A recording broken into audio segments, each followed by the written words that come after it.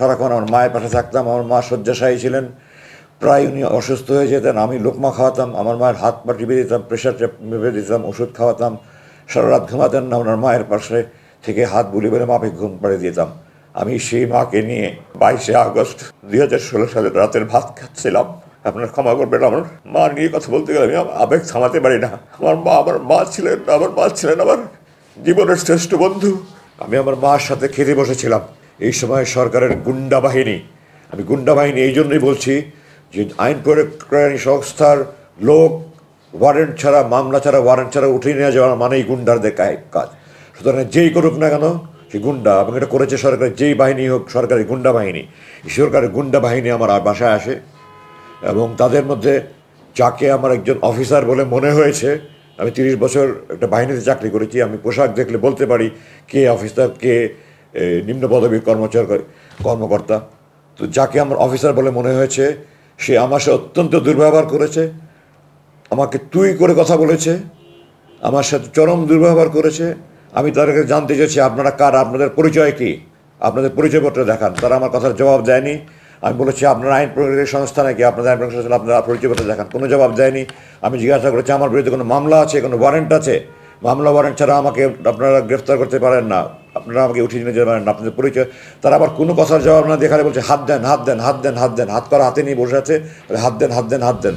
এবং এই পর্যায়ে দ্যাট অফিসার একটা অসভ্য, তার পারিবারিক কোনো শিক্ষা আছে বলে আমি মনে করি না। কোনো ভদ্রলোকের মানুষ এরকম করতে পারে না। আমার মতো একজন ব্রিগেডিয়ার জেনারেলকে সে তুই তাকারি করে কথা বলেছে, সে মানে খালি আমার গায়ে হাত তুলে নিয়ে বাকি এমন দুর্ব্যবহার করেছে। এবং শেষ পর্যন্ত আমি আমার সম্মান বাঁচানোর জন্য আমি হাত উঠিয়ে দিচ্ছি, না হলে তারা আমার গায়ে হাত উঠিয়ে দিত।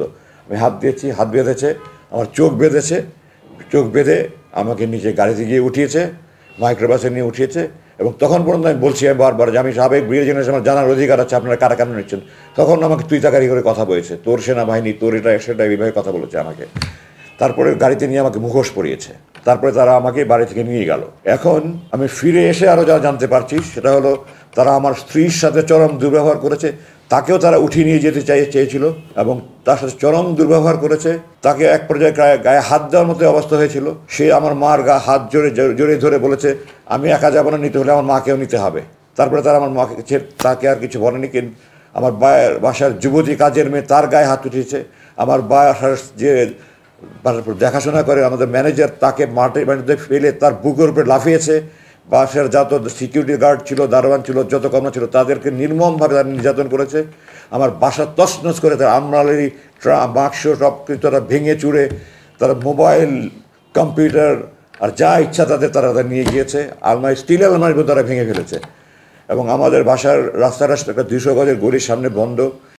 মহল্লা কমিটি তারা সিসিটিভি দিয়ে আমাদের পুরো এলাকাটা কাভার করা আছে। তারা সিসি ক্যামেরাগুলি সব ভেঙেছে, যেখানে রেকর্ডার আছে সেই বাসায় গিয়ে দরজা ভেঙে তারা রেকর্ডার নিয়ে গিয়েছে এবং সমস্ত এলাকার একটা ত্রাসের সৃষ্টি করে তারা আমাকে নিয়ে চলে গেল। আমার চোখ বাঁধা, মুখ বাঁধা, মুখোশ পরা, আমার তো জানার কোনো উপায় নেই আমাকে কোথায় নিয়ে যাচ্ছে। ডানে বামে করে প্রায় ঘন্টা দেড়েক ড্রাইভ করে আমাকে একটা রুমে নিয়ে গেল, চোখ হাত খুলে দিল এবং আমাকে একটা পায়জামা দিল, একটা লুঙ্গি দিল, বলে আপনার কাপড় পাল্টে দেন। তো আমি কাপড় পাল্টিয়ে ওগুলো দিয়ে দিই, আমার প্যান্ট শার্ট পরানো ছিল ওগুলো দিয়ে দিলাম। আমাকে আমার আমার পরনে একটা স্যান্ডেল ছিল যেটা আমার বাবা পরতেন, আমার বাবার স্মৃতিস্বরূপ আমি ওই স্যান্ডেলটা পরতাম। তারা আমাকে একজন স্যান্ডেল দিল, আমার স্যান্ডেলটা নিয়ে যেতে গেলে আমি স্যান্ডেল নিতে দিই না। আমি বলেছি না, এটা আমার বাবার স্মৃতি, আমি এটা দেবো না। তারা অনেক জোরাজোরি করেছে, আমি বলছি না আপনারা দেবো না, আপনারা যা করতে পারেন, আমি আমার স্যান্ডেল দেবো না, এটা আমার বাবার স্মৃতি। শেষ পর্যন্ত তারা আমাকে স্যান্ডেল রাখতে দিয়েছে। তারপর আমাকে খাবার দিয়েছে তারা, এক প্যাকেট বিরিয়ানি। তখন কি বিরিয়ানি খাওয়ার মতো কোনো মানুষ হয়ে থাকে? বিরিয়ানি তো কেন, আমি তো তখন মৃত্যুর আশঙ্কা করছি। আমি গাড়িতে তাদের জিজ্ঞাসা করেছিলাম আপনারা কি আমাকে ক্রস ফায়ারের জন্য নিয়ে যাচ্ছেন? তো আমার পাশে থেকে একজন বললো না, আমাদের উপরস্থ কর্তৃপক্ষ আপনাদের কথা বলবে, কথা বলা শেষ হলে আপনাকে দিয়ে যাবো আমরা। রাতে আমাকে দিয়ে গেলো। আমি নামাজ আসায় আগে পড়েছিলাম। ভোর রাতের দিকে আমি টয়লেটে গিয়ে তাহাজ্জুদ ওযু করে সে তাহাজ্জুদ নামাজ পড়লাম, ফজর নামাজ পড়লাম। আমার রুম থেকে আমাকে টয়লেটে নিয়ে যাওয়ার পথে প্রায় 50 কদম যেতে হতো। আমার 2 হাত বেঁধে, চোখ বেঁধে, তারপর মুখোশ পরিয়ে আমাকে নিয়ে যেত, টয়লেটের ভিতরে গিয়ে খুলে দিত। বাইরে দিয়ে তারা স্টিলের দরজা বন্ধ করে তালা মেরে রাখতো। আমার কাজ শেষ হলে আমি নক করলে তারা দরজা খুলে এসে আবার চোখ বেঁধে, হাত বেঁধে, মুখোশ পরিয়ে নিয়ে আসতো। রুমে এসে আমি তাহাজ্জুদ পড়লাম।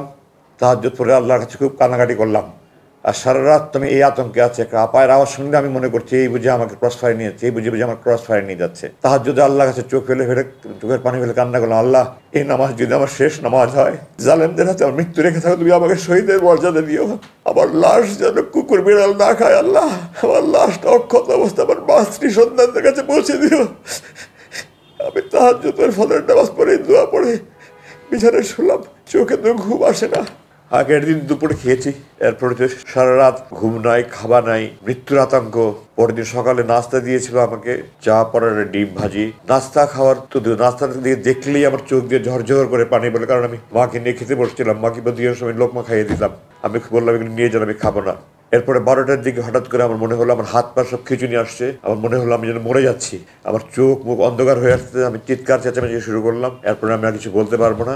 কতক্ষণ পরে আমার হুশ আসছে আমি বলতে পারবো না। আমি দেখলাম আমাকে আগে যে রুম নিয়েছিল তাতে অন্য আরেকটা রুমে, এবং আমার হাতে স্যালাইন দেওয়া, এবং এখন একজন আমাকে বললো আপনি অজ্ঞান হয়ে গিয়েছিলেন, এখন আপনাকে ওষুধ দিয়ে, আপনার প্রেশার খুব বেড়ে গিয়েছিল, আপনাকে প্রেশারের ওষুধ এবং ঘুমের ওষুধ দিয়ে আপনার ঘুম পাড়িয়ে রাখা হয়েছিল। যাই হোক, এভাবে প্রায় 6 দিন বা 7 দিন, আমার ঠিক মনে নেই, আমার এই অবস্থায় কাটতো। আমি যখন টয়লেটে যেতাম তখন ক্যানার লাগানো ছিল, ওটা খুলে দিত, আমি টয়লেটে যেতাম। খাবার দিত আমাকে 3 বেলা খাবার যাই দিত, রান্নার এত মান দেখলে আমার রান্নার ব্যাপারে আমার চেহারা দেখে আমার খেতে ইচ্ছে হতো না। আর চোখের খাবার সামনে বসলে আমার চোখ দিয়ে ঝরঝর করে পানি পড়তো। আমি খারাপও কি 6-7 দিন আমি বলতে গেলে না খাওয়াই, শুধু একটু চা খেতাম বা একটু পরোটা একটু কোনার টুকরা খেতাম, সাদা ভাত 2-1 লোকমা খেতাম। এভাবেই আমার 6-7 দিন গেল, স্যালাইনের উপরে ছিলাম। 6-7 দিন পরে আমাকে প্রথম যে রুমে নিয়ে গিয়েছিল আবার সেই রুমে নিয়ে আসলো। তারপর থেকে আমি প্রতিদিনই বলছি, আপনারা বলছেন যে আমাকে আপনাদের অপরস্থ কর্তৃপক্ষ কথা বলবে, কোথায় তারা আসে না কেন? আসবে, ওনাদের সময় হলে আসবে, ওনাদের সময় হবে। এইভাবে দিন ঝুলতে থাকলো। আমার তো খাওয়া দাওয়া কিছুই নাই। আস্তে আস্তে আমি শুকিয়ে যেতে থাকলাম। দাঁড়িয়ে নামাজ পড়ার আমার ক্ষমতা হারিয়ে ফেললাম। বসে নামাজ পড়া শুরু করলাম। 1 মাস প্রায় না খাওয়া আমি। এই অবস্থায় এক পর্যায়ে আমি শুয়ে নামাজ পড়তে শুরু করলাম। আমি বসে নামাজ পড়ার আমার ক্ষমতা ছিল না।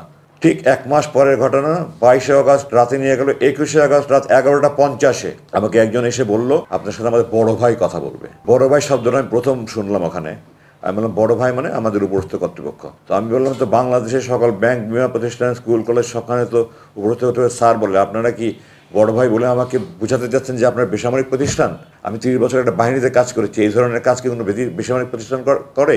আপনারা আমাকে কি গর্ধব পেয়েছেন? যাই হোক, আমার রুম বন্ধ করে অন্ধকার করে দিল। টর্চ লাইট নিয়ে একজন আসলেন, আমি তো তার চেহারা কিছু দেখার সুযোগ নেই, রুম অন্ধকার। আমার মাথার পিছনে উনি একটা চেয়ার নিয়ে বসে আমাকে বললেন, খুব সংক্ষিপ্ত কথা, একটা অঘটন ঘটনের আশঙ্কায় আপনাকে আটক করা হয়েছিল, সেই আশঙ্কাটা কেটে গেছে, আপনাকে এখন মুক্তি দেওয়ার সিদ্ধান্ত হয়েছে। আমি বলছি 21শে সেপ্টেম্বর রাত 11টা 50 কথা। আপনাকে এখন মুক্তির সিদ্ধান্ত নেওয়া হয়েছে। তো আমি বললাম, মুক্তির জন্য কি আমি দিন গুনবো না ঘন্টা গুনবো? উনি বললেন যে আপনি একজন সেনাবাহিনীর সাবেক জেনারেল, আপনি জানেন আপনার সিদ্ধান্ত তো সর্বোচ্চ পর্যায় থেকে আসবে, আমার মতো ব্যক্তির পক্ষে এটা সিদ্ধান্ত দেওয়া সম্ভব না। এই কথা বলে উনি চলে গেলেন। এরপর থেকে আমি দিন গুনছি, কেউ মুক্তির কথা বলে না, কিছুই বলে না। প্রতিদিন দোয়া করি, নামাজ পড়ি, দোয়া করি, চোখের পানি ফেলে কান্নাকাটি করি, কোনো কথা নেই। 19শে সেপ্টেম্বর, মানে আরও প্রায় মাসখানেক পরে, 19শে অক্টোবর প্রথম কয়েকজন অফিসার আসলো আমাকে। তখন আমার রুম থেকে চোখ বেঁধে, হাত বেঁধে, মুখে পরিয়ে ওখানে একটা রুমে নিয়ে গেলো। এটা তাদের ইন্টারোগেশন রুম, মানে কয়েকটা রুম আছে তাদের ইন্টারোগেশন রুম, এবং ওখানে অন্যান্য বন্দীদেরকে তারা অনেক নির্যাতন করে। আল্লাহর রহমত যে আমাকে তারা কোনো আমাকে শারীরিক নির্যাতন করেনি। আমার নামটা অনেক কিছু জিজ্ঞাসা করলো। তারপরে আমার সাথে বিভিন্ন অফিসারের পরিচয় ছিল, তাদের সাথে আপনার কী পরিচয়, অমুকের সাথে আপনার কী পরিচয়, অমুকের সাথে আপনার কী পরিচয়, কীভাবে চিনেন। স্বাভাবিকভাবেই এই সরকারে যারা জুলুম নির্যাতনের শিকার হয়েছে তারাই আমার সাথে বেশি যোগাযোগ করেছে, কারণ আমি একজন জুলুম নির্যাতনের শিকার। তো আপনার সাথে তো সব সরকার বিরোধী লোকের সাথে যোগাযোগ দেখা যায়, আমাকে তারা বলছে। তো আমি বললাম যে আমরা সেনাবাহিনীতে কে সরকারকে বেসরকারি আমরা এটা কখনো দেখি না। সেনাবাহিনীতে কোনো দল নাই, সেনাবাহিনীর সবাই আমরা ভাই, আমরা সবাইকে ভাইয়ের মতো মনে করি, আমরা সেইভাবে যোগাযোগ করি। কে কী দল করে আমরা সেনাবাহিনীতে দেখি না। সুতরাং আপনারা যারা বলছেন এটা আপনাদের কল্পনাপ্রসূত। আমার সাথে এই ধরনের কারণ কে ধরনের বিরোধী করার বাড়ির জন্য এগুলি হিসাব করে আমরা যোগাযোগ করি না। আমি অমুকের সাথে অমুক জায়গায় চাকরি করেছি, অমুক সাথে অমুক জায়গায় চাকরি করেছি, আমি সমস্ত বিবরণ দিলাম। 19 তারিখে কিছুক্ষণ জিজ্ঞাসাবাদ করে তারা চলে গেল। আবার 3 দিন পরে 22শে অক্টোবর আবার তারা আসলো, আবার একই ধরনের প্রশ্ন। এটা একটা আপনার ইন্টারোগেশনের একটা পদ্ধতি, একই প্রশ্ন বারবার করা, যেন কোনো যদি আমার বক্তব্যে বেশ কম হয় তাহলে তারা বুঝতে পারে যে মিথ্যার আশ্রয় নিচ্ছে, তখন ওটা নিয়ে তারা আমাকে বারবার জিজ্ঞাসা করবে। তো সত্য বললে তো আর বারবার জিজ্ঞাসা করলে, 100 বার জিজ্ঞাসা করলেও কোনো সমস্যা নেই। ইংরেজিতে বলে যে the most difficult part of telling a lie is that you have to remember what you said the first time. প্রথমবার যেটা বলেছিল যদি মনে রাখতে না পারি তাহলে আমি দ্বিতীয়বার উল্টাপাল্টা বললে মিথ্যা হতে হবে। তো আমি যদি মিথ্যা না বলি তো আমার তো এটা মনে রাখার কোনো দরকার নেই। তো আমি দ্বিতীয়বার আমি যা জিজ্ঞাসা করলো একই কথা মনে রেখে একই প্রশ্ন করলো। 7ই ডিসেম্বর আমাকে তৃতীয়বার তারা জিজ্ঞাসাবাদ করলো আগের প্রশ্নগুলি, কিন্তু এই প্রশ্ন এবার কিছু ব্যতিক্রম ধ্বনিমূল প্রশ্ন ছিল। এখানে তারা আমাকে হঠাৎ করে বলল, আপনি ভারতের বিরুদ্ধে ফেসবুকে এত সোচ্চার কেন? আমি এখন একটু পিছনে দিকে ফিরে যেতে চাই। আমার শরীরের প্রতিটা অনুপরমাণু, শিরা উপসারের লম্কুর, রক্তবিন্দু, সমস্ত অস্থিমজ্জা, খাঁটি দেশপ্রেমিক আপাদমস্তমিক সৈনিক, আমি যে দেশের জন্য জীবন দেওয়ার জন্য শপথ নিয়েছিলাম, আমি যোগদান করেছি, আমি এখনও প্রস্তুত দেশের জন্য জীবন দেওয়ার জন্য। তো আমি বললাম ভারতের বিরুদ্ধে ফেসবুকে সোচ্চার হওয়া যদি বেআইনি হয় তাহলে আপনারা আমাকে আটকে রেখেছেন কেন? বিচার বহির্ভূত হবে, আমাকে সে আইনে মামলা দিচ্ছেন না কেন? আমি স্বাধীনতা যুদ্ধের পর থেকে, আমি 2016 সালের 7ই ডিসেম্বরের কথা বলছি, তখন স্বাধীনতার 45 বছর প্রায়। আমি বলছি আমি স্বাধীনতার পরে 45 বছরে ভারতকে বন্ধু হিসাবে দেখিনি। আমি ভারতকে একটা বন্ধু প্রতিবেশী রাষ্ট্র হিসেবে দেখতে চাই। আমাদের ফরেন পলিসি হলো, আমাদের পররাষ্ট্রনীতি হলো friendship to all, malice two নান। সবার সাথেই বন্ধুত্ব, কারোর সাথে বৈরিতা না করে। আমি আমার সকল প্রতিবেশীকে বন্ধু রাষ্ট্র হতে পেতে চাই, কিন্তু বন্ধুত্ব কখনো একতরফা হয় না। আমি আপনাকে বন্ধুর মতো ভালোবেসে যাব, আপনি আমাকে চট থাপ্পড় লাথি মারবেন, এটা কোনোদিন বন্ধুত্ব হয় না। তো আমি দেখেছি তারা আমাদের সমস্ত নদীতে বাদ দিয়ে, ফারাক্কাবাদের মতো বাদ দিয়ে, যখন আমাদের পানির দরকার তারা আমাদের খরা তৈরি করছে, যখন আমাদের দেশে বন্যা তখন তারা বাদ করে দিয়ে, আপনারা এখন দেখতে পাচ্ছেন, আজকে দেখতে পাচ্ছেন কি হচ্ছে আমাদের এই পূর্বাঞ্চলীয় জেলাগুলিতে, কীভাবে লাখ লাখ মানুষ আজকে কষ্ট স্বীকার করছে। আমি 2009 সালে আমাকে বরখাস্ত করার পর থেকে আমি এই কাজ করছি। 2009 সালে কীভাবে আমাকে বরখাস্ত করলেন আমি একটু পরে আসছি। তখন থেকে আমি ভারতের বিরুদ্ধে ফেসবুকে সোচ্চার ছিলাম। আমার বোন ফেলানির লাশ 24 ঘন্টা তার কাটা চলেছিল, আমার এখন বুক ফেটে যায়।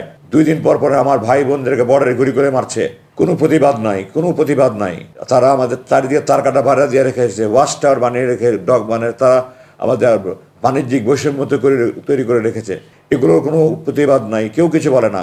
আমি, আমার প্রতিজ্ঞা ছিল, আমার পণ ছিল, আমার জেহাদ ছিল, আমি আমার দেশের পক্ষে আমার জীবন যে আমি যা কিছু বলে যাব। আমার ক্ষুদ্র প্রচেষ্টা আমি ফেসবুকে লেখালেখি করছি। এগুলো নিয়ে আমার বিরুদ্ধে তারা খুব ক্ষুব্ধ। তারা, আমি বিস্মিত যে বাংলাদেশের কোনো একটা বাহিনী, যে কোনো বাহিনী হোক, তারা ভারতের বিরুদ্ধে আমি যদি ক্ষোভ প্রকাশ করে থাকি, তাদের এত ক্ষুব্ধ হওয়ার কি আছে? তারা কি ভারতপ্রেমী? তারা ভারতপ্রেমী না হলে তাদের কেন এত ক্ষোভ হবে? আমি আশ্চর্য হই না যে বিগত সরকার যাদেরকে ব্যবহার করেছে, সেই স্বার্থান্বেষী মহল, তারাও সরকারের দ্বারা প্রভাবিত, তারাও ভারতপ্রেমী ছিল, নাহলে তারা আমার বিরুদ্ধে ক্ষুব্ধ প্রতিক্রিয়া ব্যক্ত করতো না। আমি এই প্রসঙ্গে আরেকটু পূর্বে ফিরে যেতে চাই। আমরা যেমন ভারতকে বন্ধু মনে করলে হবে না, ভারতের আমাদের ইতিহাস জানতে হবে।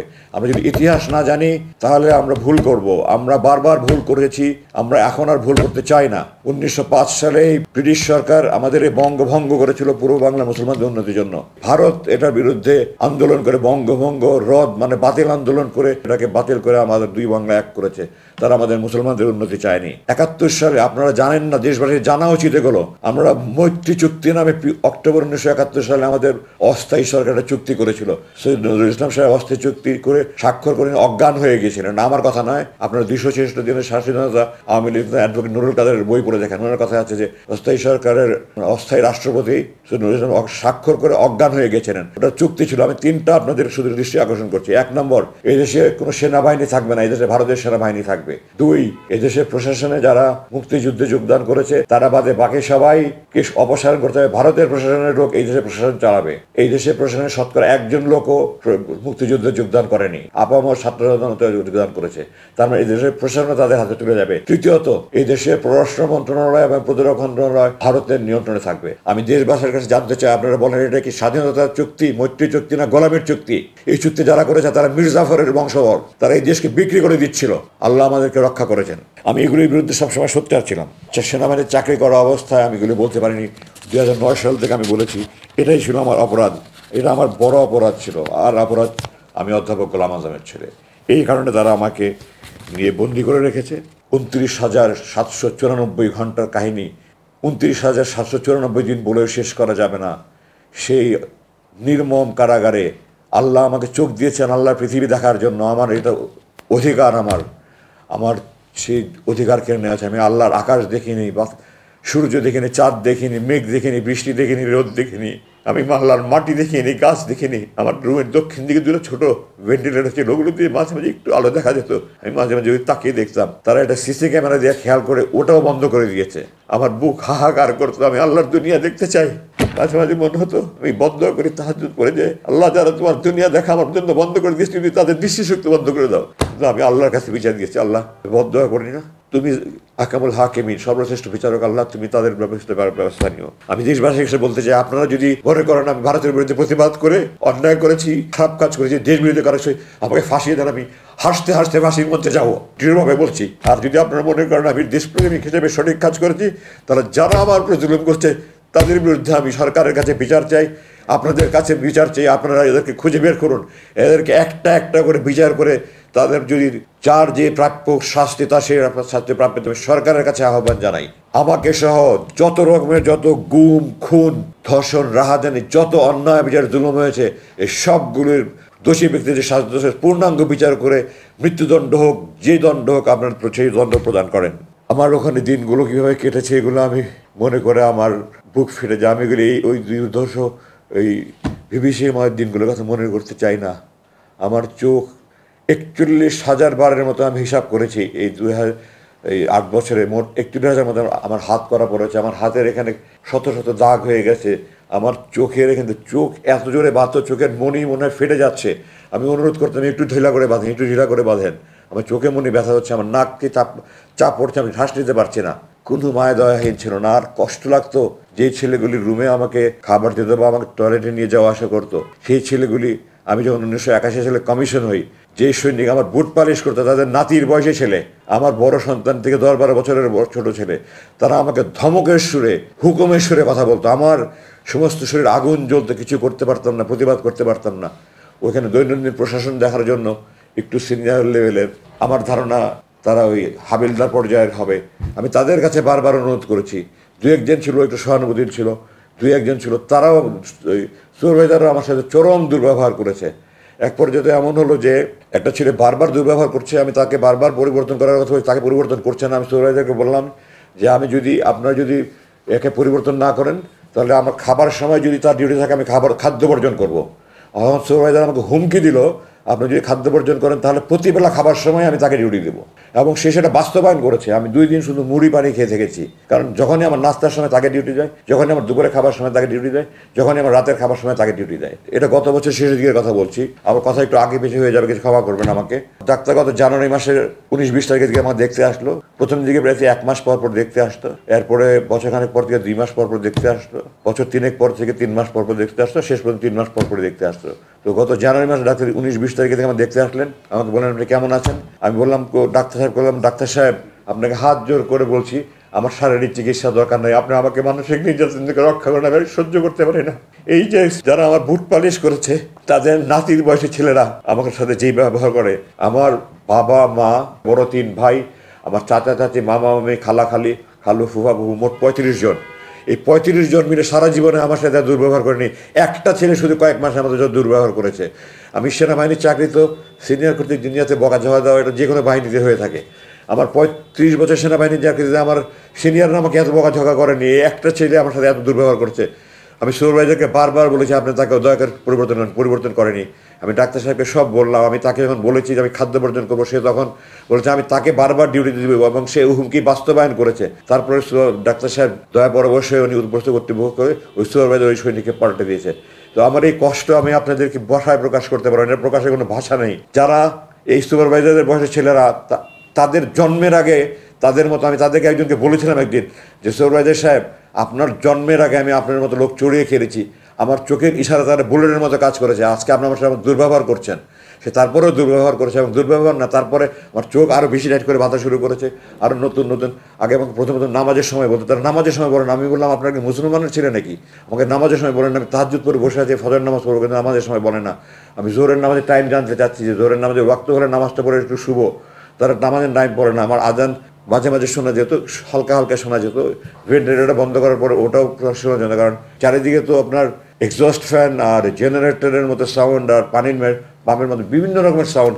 এইভাবে কী যেন সাউন্ড তারা তৈরি করে, আজান হলে আরও বেশি সাউন্ড তৈরি করে যেন আমরা আজান শুনতে না পাই। আমি আপনাকে মুসলমানের বাচ্চা, একটা কাফের দেশও তো এরকম অন্যায় করা হয় না বলে আমার মনে হয়। ভারতের মতো দেশ, সেই দেশেও তো আজান শোনা যাচ্ছে মাসে নাকি মানুষ আজান। আমি বিভিন্ন দেশে দেখে এসেছি আজান শোনা যাচ্ছে, আর আপনারা আমাকে আজান শুনতে দেবেন না? আপনার কি মন মানসিকতা? আপনারা কি আল্লাহর ভয় নাই, আখিরাতের ভয় নাই, জাহান্নামের ভয় নাই? বলেন না আমরা নামাজ পড়ি করি, আপনাদের এগুলি অন্তরের কথা না, এগুলি আপনাদের মুখের কথা। আমি তাদেরকে এভাবে বলেছি।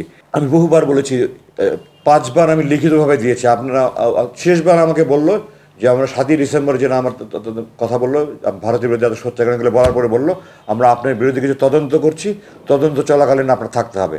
তাদের কথাতেই এবং সুরে এবং স্বরে আমার আশঙ্কা হয়েছে তারা আমাকে সহজে ছাড়বে না। আমি বললাম তদন্ত কিসের? আপনারা জানেন এখন বিভিন্ন তদন্ত কমিটি হচ্ছে, এই কমিটি হচ্ছে। একটা ঘটনা ঘটে, ওটা সত্যতা জানার জন্য এবং দোষী ব্যক্তি নিরূপণের জন্য তদন্ত হয়। কোনো ঘটনা না ঘটলে কিসের উপরে তদন্ত? আমি বললাম আপনি কিসে তদন্ত করবেন? তারা আমরা বললো যে আপনি লুকিয়ে লুকিয়ে কিছু করছিলেন কিনা এটা তদন্ত।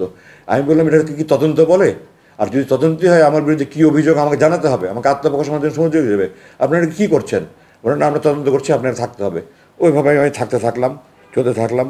এবং আমার দিন যত যায়, আমার আশেপাশে আমি তো জানি না কোথায় কী সেল আছে না আছে, আমার তো চোখ বেঁধে নিয়ে যায়, প্রত্যেক নিয়ে আসে, 50 কদম হেঁটে যায়, হেঁটে আসি। আমি আশেপাশের বিভিন্ন সেলকে চিৎকার চেঁচামেচি আহাজারি বিলাপ, আমার বুক ফেটে যেত। আমার তখন আমার কষ্ট যে তাদের কষ্ট আর বেশি হতো। আমি আল্লাহ করতাম, আল্লাহ তুমি এই মজলুম ব্যক্তিদেরকে সাহায্য করো, আল্লাহ তুমি তাদেরকে ধৈর্য সহনের শক্তি দাও, তাদের পরিবারের প্রতি রহম করো, আল্লাহ তুমি মজলুমদেরকে মুক্তি দাও। সারা রাত বিলাপ করছে, সারা রাত কান্নাকারি করছে, সারা রাত আহাজারি করছে, চিৎকার চেঁচামেচি করছে, এগুলি সহ্য করার মতো নয়। আল্লাহ যে আমাকে এখন মানসিকভাবে সুস্থ রেখেছে কিভাবে, আল্লাহর রহমত। আমি যে মানসিকভাবে পাগল হয়ে যাইনি। প্রতি রাত ক্রস ফায়ারের আতঙ্ক নিয়ে একটা মানুষ যদি দিনের পর দিন বছরের পর বছর আল্লাহর কাছে দোয়া করে, আল্লাহ এটা যদি আমার শেষ নামাজ হয়, আজকে যদি আমার মৃত্যু হয়, আমাকে শহীদের মর্যাদা দিয়ে আমার লাশ অক্ষত অবস্থায় আমার পরিবারের কাছে পড়েছে, মা স্ত্রী সন্তানের কাছে, মানুষের অনুভূতি কি হবে? পৃথিবীর সমস্ত কবি সাহিত্যিক মিলে সারা জীবন লেখা শেষ করতে পারবো না, আমি আমার ভাষা প্রকাশ করতে পারবো না।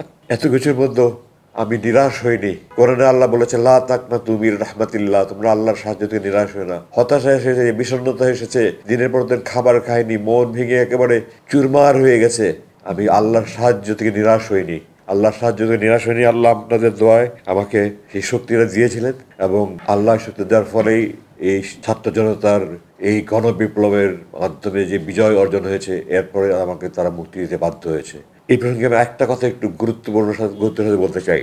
2021 সালের মে মাসের আনুমানিক 22 তারিখে, যে একদিন আগে পিছু হতে পারে, তাদের একজন কর্মকর্তা আমাকে আসলো, আমাকে বলল যে আপনি একটা লিখিত দরখাস্ত করেন, আমি রাজনীতিতে সম্পৃক্ত হব না, এই দেশে থাকবো না, আমি স্ত্রী সন্তান নিয়ে সুখে শান্তিতে থাকতে চাই, আপনারা আমাকে মুক্তি দেন, আমি বিদেশে চলে যাব। আমি তাদেরকে বললাম আমি স্বাধীন দেশের স্বাধীন নাগরিক, আপনারা অবৈধভাবে আমাকে অপহরণ করেছেন, অবৈধভাবে আটক করেছেন, আপনারা আমাকে এখানে যে আটকে রেখে জুলুম করছেন, নির্যাতন করছেন, আমি তো মানি না, মানব না, মিটিং মিছিল করতে পারছি না।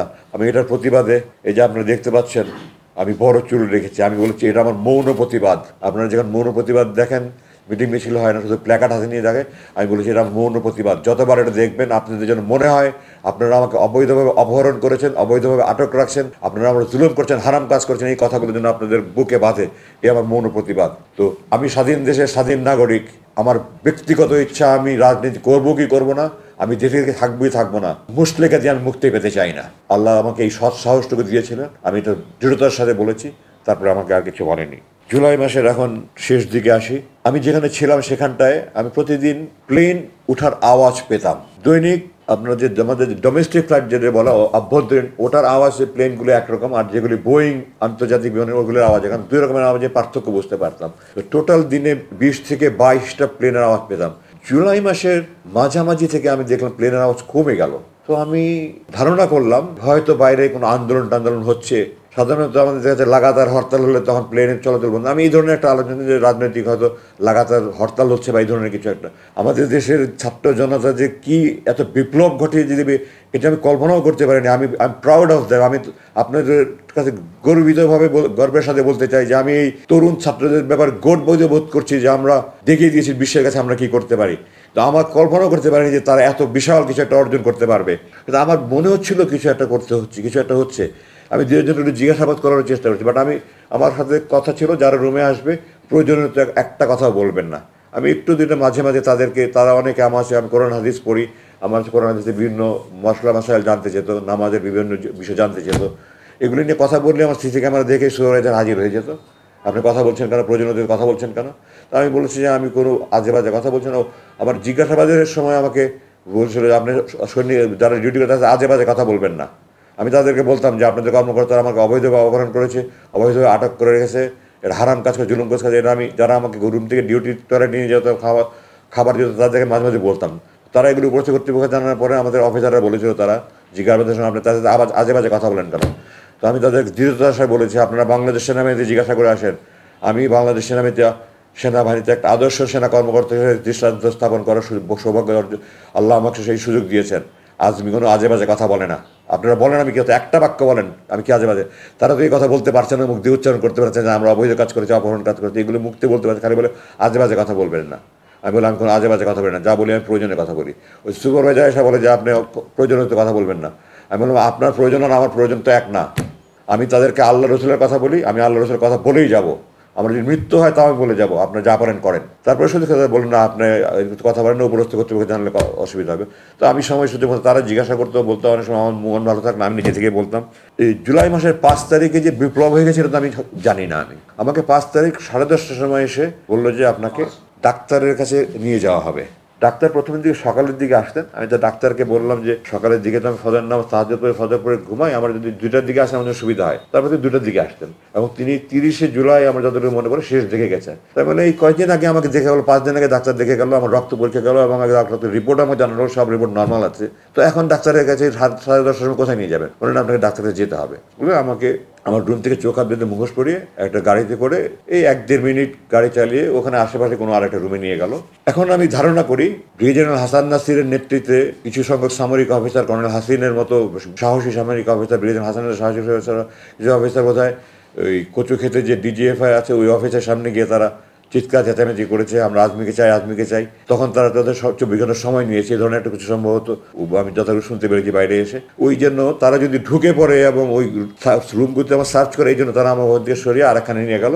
5 তারিখ রাতের কথা বলছি আমি, 10:30টায়। তারপরে ওখান থেকে আমাকে রাত্রে 2:30-3টার দিকে বলো আপনাকে আমরা হাসপাতালে নিয়ে যাবো। তা আমি বললাম গত 8 বছর থেকে আমি আপনাদেরকে বলছি আমার দাঁত ভেঙে গেছে, আমার কানে সমস্যা হচ্ছে, আমার চোখে তার চশমা যেটা দেখছেন, আমি মুক্তির পরে ডাক্তার দিকে চশমা নিয়েছি, কিছুদিন পরে আমি চশমা পড়তে পারতাম না। আমি বলতাম আমার চোখের চিকিৎসা, তাদের স্পষ্ট জবাব আমার চোখের চিকিৎসা হবে না, দাঁতের চিকিৎসা হবে না, কানের চিকিৎসা হবে না, এখানে রেখে যা পারা যায় করা যাবে। ওনাখানে যারা ডাক্তার ছিলেন ওনারা মেডিকেল স্পেশালিস্ট ছিলেন।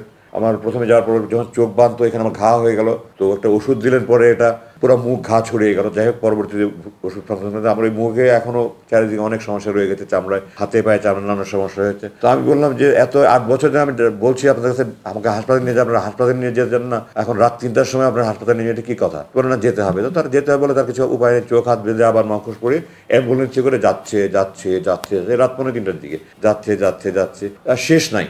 তো আমি বললাম যে ঢাকা শহরে কোনো হাসপাতাল তো এত দূরে না, আপনারা কোথায় হাসপাতালে নিয়ে যাচ্ছেন? তখন জবাব দিল না। তারপরে রাস্তা ভাঙাচোরা। তো বললাম যে ঢাকা শহরের রাস্তা তো এত ভাঙাচোরা না, আপনারা কি আমাকে কোথাও গ্রামের দিকে নিয়ে যাচ্ছেন নাকি? তারা কোনো জবাব দিল না। আমাকে নতুন একখানে নিয়ে গেল, ওরকম বন্দিশালার মতো একটা বন্দিশালা। এটাতে অবশ্য অ্যাটাচ টয়লেট ছিল, ছোট রুম, একটা খাট, একটা টেবিল ছিল। তখন ওখানে রুমে একটা ঘড়ি ছিল, ঘড়িতে দেখলাম তখন সকাল প্রায় 5:45। তো প্রায় 3 ঘন্টার মতো ড্রাইভ করে তারা আমাকে নিয়ে গেল এবং আমার ধারণা ঢাকার বাইরে কোনো একখানে নিয়ে গেছে। এবং আমি যতটুকু অনুমান করতে পারি, এখন যেটা অনুমান করছি, রাস্তাঘাটে যে ছাত্ররা রাস্তাঘাটে গাড়ি চেক করছিল, তারা আমাকে পাকা রাস্তা দিয়ে নিতে সাহস করেনি, তারা আমাকে গ্রামের রাস্তা দিয়ে নিয়ে গেছে। এটা এখন আমি অনুমান করে বলছি। আমাকে ওখানে না বললো আপনি এখানে থাকেন, আমি বললাম আপনারা হাসপাতালের কথা বলে এটা এখানে কোথায় নিয়ে আসলেন? আরেক বন্দিখানায় থাকেন, আমাকে পরে জানানো হবে। তো এটা 6 তারিখ সকালের কথা বলছি। 6 তারিখ দুপুরে আমাকে বললো আপনাকে আজকে রাতটা মুক্তি দেওয়া হতে পারে। একজনে বললো আমাকে আপনার কাপড়ের সাইজ বলেন। তো আমি বললাম তো আমি সাধারণত গার্মেন্টের কাপড় পরি না, আমি সাইজ বলতে পারবো না। তো তারা একটা কাপড় নিয়ে আসলো, আমাকে দেখালো যে আমি যে কাপড়টা আপনার প্রথম দেখেছেন, আমি প্রথম মুক্তি পরে যে একটা প্যান্ট শার্ট গাঞ্জি পরেছেন ওই কাপড়গুলো, ওটা পরে দেখুন ঠিক আছে। তো বললো আমরা রাত্রে 2:30-3টার দিকে আপনাকে নিয়ে যাবো। তো 2:30-3টার দিকে এসে বললো যে আমরা আজকে কোনো একটা বিশেষ অসুবিধার কারণে নিতে পারছি না, আপনাকে কালকে মুক্তি হবে। আমার অপেক্ষা করা ছাড়া তো কোনো উপায় নেই, আমি বাইরের কোনো জগতের কোনো খবরই নাই আমার কাছে। পরের দিন সকালবেলা দুপুরে আমাকে এসে বললো আজকে রাত 9টার দিকে আপনাকে নিয়ে যাব। আমি সাধারণত 9:30 দিকে ভাত খেতাম, বললো রাত 9টার দিকে আপনি নিয়ে যাওয়া হবে, আপনাকে 8টার দিকে ভাত দিয়ে দেবো, এর মধ্যে আপনার খাবার টাবার খেয়ে রেডি হয়ে যাবেন। তো আমি সেই অনুযায়ী রেডি হয়ে গেলাম। তখন তো আমি কোথায় নিয়ে যায়, আবার কোথায় নিয়ে মেরে ফেলে, কিন্তু আমি তো কোনো কিছু সব কিছু অনিশ্চয়তার মধ্যে। আমাকে এগুলি ভাওতা দিয়ে আমাকে কোথাও নিয়ে গুম করে মেরে ফেলবে, লাশ কোথায় ফেলে রাখবে, এই আশঙ্কায় খাবারও মুখে আসে না। যাই হোক সামান্য কিছু খেয়ে আমি রেডি হয়ে থাকলাম। তারপর 9:15 দিকে নিয়ে রওনা হলো। প্রায় 2.5 ঘন্টার মধ্যে গাড়ি চালিয়ে আমাকে সেই টাঙ্গাইল যমুনার রাস্তা এলেঙ্গায় রাস্তার পাশে নিয়ে আমাকে চোখ হাত বেঁধে ছেড়ে দিল। আমাকে কিছু টাকা দিল আপনার বাস ভাড়া। তোমার বললাম এটা কোথায়? ওরা ওই যে সামনে বাস স্ট্যান্ড আছে, ওই দিকে পিছন দিক থেকে গাড়ি আসবে, আপনি বাস স্ট্যান্ডে গেলে যেতে পারেন। আমাকে কিছু টাকা ভাড়া দিয়ে দিল, বললো আপনি মুক্তি, আপনি এখন মুক্ত, আপনি যেতে পারেন। জিজ্ঞাসা করলাম রাত কটা বাজে, তখন রাত 11:15। তো তারপরে আমি গাড়ি থেকে নেমে আমার এই আবার আমি প্রকাশ করতে পারবো না, আমি আকাশের দিকে চাকে চিৎকার, আল্লাহু আকবার, আলহামদুলিল্লাহ, আল্লাহ তুমি রহমান রহিম, তুমি করিম, আল্লাহ আমি তো 8 বছর পরে তোমার আকাশ দেখছি, তোমার তারা দেখছি, তোমার মেঘ দেখছি, তোমার চাঁদ দেখছি, আল্লাহ মাটির দিকে থাকে বললাম, আল্লাহ তোমার মাটির মানুষ আমি, তুমি আমার সে মাটি দেখাচ্ছ 8 বছর পরে। আমি বেগে উত্তেজনায় কতক্ষণ মধ্যে আমি বলতে পারবো না। তখন হঠাৎ করে মাথা একদম চোখ মুখ অন্ধকার হয়ে আসলো। আমি গাড়ি থেকে নামিয়ে দাঁড়িয়েছিলাম, আমার জিপে ওর নিয়ে গেছিলো, ডানে একজন বসা, বামে একজন বসা। আমি বললাম আমার মাথা ঘুরেছে, আমি একটু বসতে পারি, বলাচ্ছে বসেন। বসলাম, কিছুক্ষণ পরে বললাম ঠিক আছে আমি যেতে পারবো। আমি নামলাম, আমার বামে যে বসা ছিল সে আমাকে হাতে টাকা দিল, আপনি টাকা নেন। তো আমি বললাম এখানে ঢাকার ভাড়া কত? বলে আমি জানি না ঠিক। এখানে কত টাকা? 5,000 টাকা। আমি বললাম আমি আপনাদের টাকার মুখোপক্ষী নেই, আল্লাহ আপনাদের টাকার মুখোপক্ষী করেনি, আমার টাকার দরকার নেই, আমার এখান থেকে ঢাকার ভাড়া যতটুকু শুধু ততটুকু ভাড়া দেন। বললো না আপনি নিয়ে যান, আপনি না যা করেন করেন, আপনি দান করেন, আমাদেরকে টাকা আপনাকে দিতে হবে। তাদের সাথে 1 সেকেন্ড কথা বলার মতো আমার রুচি ছিল না। তারা আমাকে নামিয়ে দিয়ে চলে গেল। সবাই মুখোশ করা ছিল, যার ফলে দেখার কোনো সুযোগ নেই। আমি ঠিকমতো হাঁটতে পারছিলাম না, আবেগে উত্তেজনায় রাস্তা উঁচু নিচু, দুর্বলতার সময় হাঁটতে পারছিলাম না। এর মধ্যে হঠাৎ করে দেখলাম একটা পিছুতে গাড়ি এসে ওই সামনে বাস স্ট্যান্ডে দাঁড়ালো। আমার তখন মনে হয় যেন পারলে উড়ে গিয়ে ঝাঁপিয়ে বাসের মধ্যে উঠি। কীভাবে যে আমি 100 গজের মতো রাস্তা দৌড়ে ওই অবস্থা পার হয়েছে আমি এখন কল্পনা করতে পারি না। দৌড়ে গিয়ে জিজ্ঞাসা করলাম আপনাকে ঢাকা যাবেন? আমরা ঢাকা যাবো না, চিরাং যাবো। আপনি ঢাকায় কোথায় যাবেন? আমি বললাম আমাকে টেকনিক্যাল মোড়ে যদি নামিয়ে দিতে পারেন বা বাপতলির মধ্যে, টেকনিক্যাল মোড়ে নামাবো, আপনি উঠেন। তো আমি বাসে উঠলাম, উঠে পিছনের দিকে গিয়ে একজনের কাছে বললাম যে আমার তো মোবাইল নাম্বার না, আমার 2টা নাম্বার ফোন নাম্বার আমার জানা ছিল, আমার স্ক্রিন নাম্বার আর আমার চাচাতো ভাইয়ের নাম্বার, এই নাম্বার দুটো মনে ছিল। আমি দুজনকে ফোন করে বললাম, তারা আরও লোকজনকে নিয়ে তারা ওখান থেকে টেকনিক্যাল মোড়ে এসে আমাকে ওখানে নামিয়ে নিল। তারপরে তো ওখান থেকে আমি প্রথমে হাসপাতালে নিয়ে আমাকে কিছু চেক আপটা করে আমি 7 তারিখ রাতের কথা বলছি, এটা 8 তারিখ ভোর নাগাদ আমি বাসায় গিয়ে পৌঁছালাম। 7-8 তারিখ রাতে সারা রাত ঘুম নাই, 8-9 তারিখেও আমার সারা রাত ঘুমে নাই, আত্মীয় স্বজন সব আসছে। 9 তারিখ রাতে আমি অজ্ঞান হয়ে গেলাম। তারপরে আমাকে হাসপাতালে নিয়ে এসে হলো। আমি তখন থেকে চিকিৎসাধীন আছে, আমার শরীরে নানা রকমের সমস্যা, বড় খুব বেশি সমস্যা না হলে নানা রকমের সমস্যায় ভুগছি, এগুলো চিকিৎসা চলছে। মূল 2টা কারণে তারা আমাকে ধরে রেখেছে। 1, আমার পৈতৃক পরিচয়, আমার পারিবারিক পরিচয়। 2, আমি ভারত বিরোধী। এবং এটা স্পষ্ট আমি বিদেশি চক্রের গভীর ষড়যন্ত্র শিকার হিসাবে তারা আমাকে আটকে রেখেছিল। মুক্তির সিদ্ধান্ত দেওয়ার পরেও বিদেশি প্রভুদের হুকুমে আমাকে আটকে রাখা হয়েছিল।